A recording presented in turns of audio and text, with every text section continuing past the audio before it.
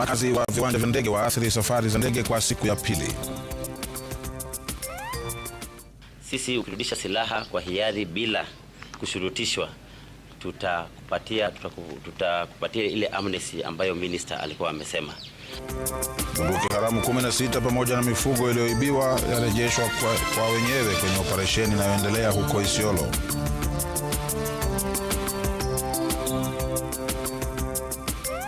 The challenges that we have is the lack of water, the lack of food, and therefore pasture as well. Wakazi wa kaskazini mashariki waitaka serikali kuharakisha kutoa chakula cha msaada kukabili njaa. Kabla vitu ijaenda kotini, kwanza muweze kuangalia ile processes tuko nazo in-house kwa county commissioner kwetu, kwa county government kabla ijaenda kotini. Tume ya ardhi yasema imefaulu kusuluhisha kesi zaidi ya 1000 nje ya mahakama ndani ya mwaka mmoja.